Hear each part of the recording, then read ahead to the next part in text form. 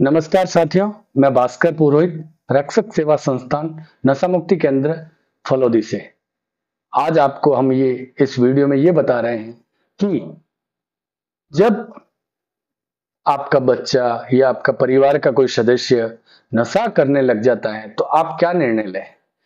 कई लोगों के बच्चे जब स्टडी कर रहे होते हैं, पढ़ रहे होते हैं, कईयों के बच्चे या परिवार के सदस्य जब कोई व्यवसाय कर रहे हैं, एकदम अच्छी लाइफ चल रही है, अच्छा मोमेंटम चल रहा होता है और पता नहीं उनको क्या हो जाता है कि वो किसी नशे की लत में पड़ जाते हैं और फिर वो डिप्रेशन में आ जाते हैं, तनाव में आ जाते हैं, पढ़ाई छोड़ देते हैं, काम धंधा छोड़ देते हैं। इस पर परिवार वाले काफी चिंतित हो जाते हैं कि अब हम क्या करें, और उन्हें एक डर भी रहता है कि यदि हमारा बच्चा जो है उसके लिए हमने कोई डिसीजन लिया या हमने उनसे खुल के बात की तो शायद वो नाराज हो सकता है या कोई कदम उठा सकता है। तो इस डर के चलते वो कोई एक्शन नहीं ले पाते। फिर वो कई प्रकार के प्रयास करने के बाद अपने बच्चे को नशा मुक्ति केंद्र भेजते हैं, या कई लोग भेजने में भी डरते हैं कि यहाँ वहां से वापस आकर ये क्या सोचेगा, क्या ये हम पर नाराज हो जाएगा, ये क्या सोचेगा इसको भेज दिया तो। इस डर की वजह से वो कोई निर्णय नहीं ले पाता है। फिर भी कई लोग जब ज्यादा ही परेशान हो जाते हैं, उस अवस्था में वो नशा मुक्ति केंद्र अपने बच्चे को भेजते हैं।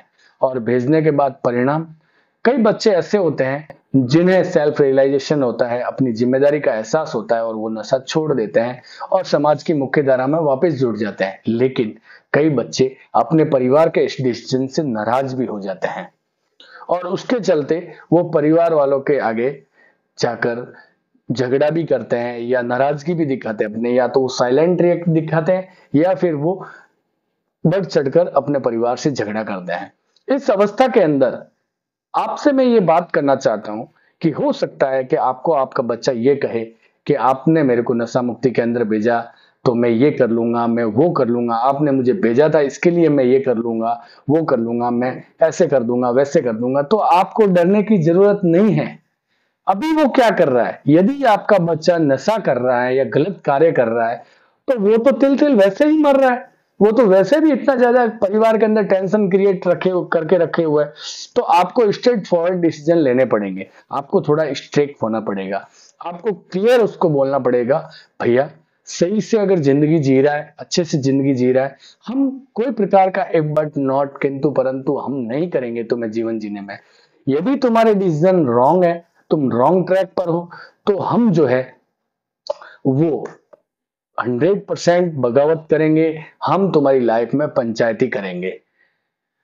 जो बच्चे यहां से जाने के बाद में अब साइकिक चेंजेस, मानसिक बदलाव जिन बच्चों में आते हैं, तो यहाँ से जब जाएंगे तो वो सुबह घर पर मेडिटेशन करेंगे, योगा करेंगे, प्रेयर करेंगे, टाइम पे खाना खाएंगे और उन्हें जिंदगी में क्या करना है उसको लेकर अपने परिवार से और संस्थान वालों से बात करेंगे।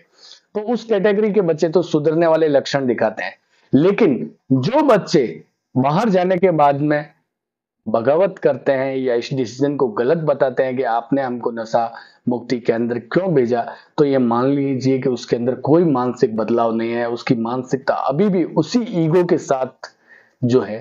तो अब अगर हम अपने बच्चे को सुधारना चाहते हैं तो, या आपका बच्चा सुधरा या ना सुधरा इसको जानने के लिए सिंपल सी मेथड यही है कि आपके बच्चे के जो क्रियाक्रम थे, जो उसका लाइफ स्टाइल था, उसमें परिवर्तन आया है कि नहीं। अगर नहीं आया है तो आप उसे टोकेंगे, आप उसे क्लियर कहोगे कि जब तक तुम जो ये नशे के अंदर अपनी लाइफस्टाइल को खराब कर चुके हो, उसको वापस बदल कर अच्छा करते हुए हमें नहीं दिखोगे, तब तक हम ये नहीं मानेंगे कि तुम सुधर चुके हो। तो अब आप निडर होकर क्लियर कट बात करें अपने बच्चे से, अपने परिवार के सदस्य से कि तुम्हें नशा छोड़ना ही पड़ेगा।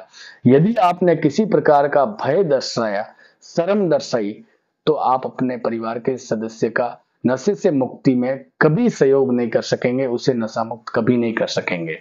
ये थी जानकारी कि नशा मुक्ति केंद्र में भेजने के लिए क्या निर्णय लें।